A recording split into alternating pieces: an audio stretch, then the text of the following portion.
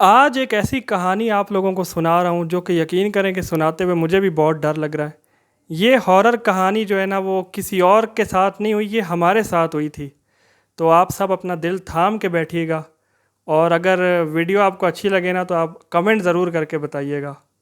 تو سٹوری شروع کرتے ہیں کہ یہ کہانی آج سے ٹھیک 15 سال پہلے ہوئی تھی، جب ہم ایک گھر میں شفٹ ہوئے تھے، اور یہ گھر آج بھی موجود ہے اسلام آباد کے علاقے F11 میں۔ تو 10 اپریل کا دن تھا 1998 میں ہم اس گھر میں شفٹ ہوئے، اور رینٹ پہ ہم شفٹ ہوئے تھے۔ بظاہر دیکھنے میں تو یہ گھر بڑا خوبصورت تھا اور نیا بنا ہوا تھا، اور بندہ بالکل سوچ بھی نہیں سکتا تھا کہ اس گھر میں کچھ جنات وغیرہ بھی ہو سکتے ہیں یا کچھ ایسی چیزیں ہوں گی۔ ہم اس گھر میں تقریباً 1 سال رہے، اور پہلے 6 مہینے بالکل کچھ بھی نہیں ہوا، اور بالکل ہم سکون سے رہے۔ لیکن جیسے ہی 6 مہینے گزرتے ہیں تو کچھ ایسی چیزیں ہونی شروع ہوتی ہیں کہ ہمارے لیے بالکل نئی چیزیں تھیں۔ اب ہوتا کچھ یہ تھا کہ رات کو ٹھیک 2 بجے چھت کے اوپر بڑی عجیب سی آوازیں آتی تھیں، جیسے کوئی چیزیں پھینک رہا ہے یا پائپ وغیرہ پھینک رہا ہے، یا بہت سارے لوگ اوپر چھت پہ تیزی سے بھاگ دوڑ کر رہے ہیں۔ شروع میں تو ہم نے ان چیزوں کو بالکل سیریس نہیں لیا، اور کیونکہ وہ جو گھر تھا نا اسی کی زمین کے اوپر ایک اور اسی طرح کا گھر بن رہا تھا ساتھ ہی، بالکل جسے وہ ڈوپلیکس کہتے ہیں نا۔ تو اب ہمارے ذہن میں تھا کہ شاید مزدور ہوں گے، رات کو وہ اٹھ کے چھت پہ جاتے ہوں گے، اور ہو سکتا ہے وہ یہ چیزیں کرتے ہوں۔ اب ہمارے لیے سب سے زیادہ پریشانی کی بات جو ہے وہ یہ بنی کہ ہمیں کسی نے یہ بتایا اگلے دن کہ مزدوروں کو تو یہاں سے گئے ہوئے 1.5 مہینہ ہو چکا ہے۔ تو ہم واقعی اب مطلب جب ہمیں یہ بات پتہ چلی تو اور زیادہ پریشان کہ یہ ہو کیا رہا ہے جب مزدور ہیں ہی نہیں ہیں تو۔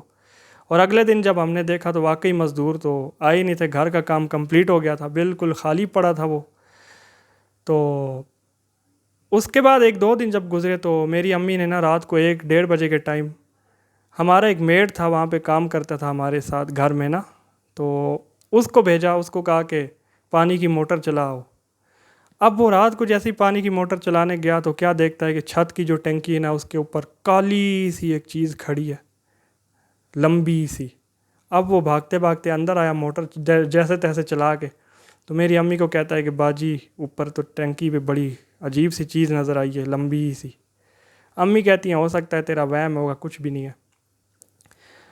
تو وہ دن تو جیسے تیسے گزر گیا۔ اب اس کے بعد 1-2 دن جیسے ہی گزرے تو مجھے یاد ہے کہ ہم خالہ کے گھر سے آ رہے تھے، رات کا ٹائم تھا۔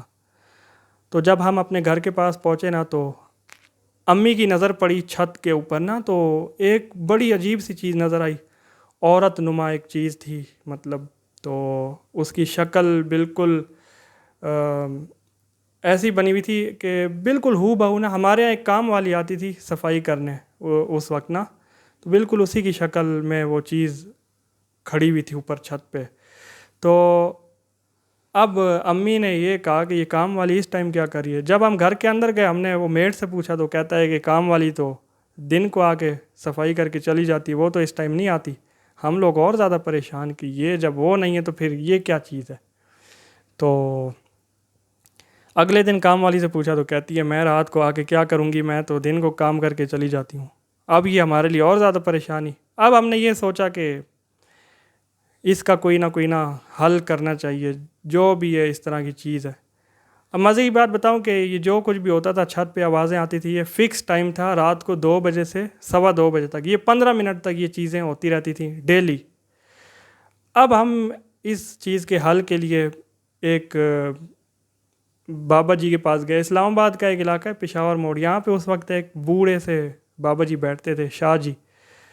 تو ان کو جا کے یہ ساری کہانیاں بتائیں تو انہوں نے ایک تعویذ دیا اور ہمیں کہا کہ یہ گھر جا کے نا جلا دینا ہے۔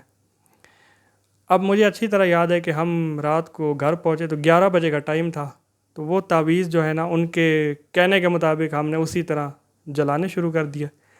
مجھے اچھی طرح یاد ہے کہ جیسے ہی امی نے نا وہ تعویذ جلانے کے لیے آگ لگائی نا، تو چھت کے اوپر ایک دم اسی ٹائم پھر ہنگامے شروع، چیزیں پھینکنے کی آوازیں اور اس طرح کی چیزیں شروع ہو گئیں۔ اور بھاگنے دوڑنے کی آوازیں.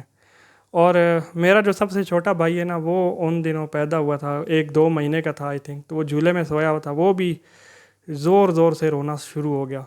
تو آئی تھنک ہم نے تو یہ سنا ہے کہ بچوں کو نا ایسی چیزیں نظر آتی ہیں, تو وہ رونا شروع ہو گیا. اب ہم نے نا وہ میری امی نے تعویذ جو ہے نا وہ بجھا دیا. جیسے ہی وہ بجھایا تو پھر وہ چیزیں ہونا رک گئیں.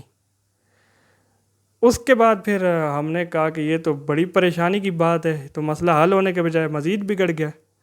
ہم لوگ پھر اس طرح ایک اور بندے کے پاس گئے. ہم نے وہ ادھر ایک پنڈی میں رہتے تھے, ایک بلائنڈ تھے وہ حافظ صاحب, تو ان کے پاس جنات بھی تھے اور وہ ان چیزوں کا توڑ بھی کرتے تھے.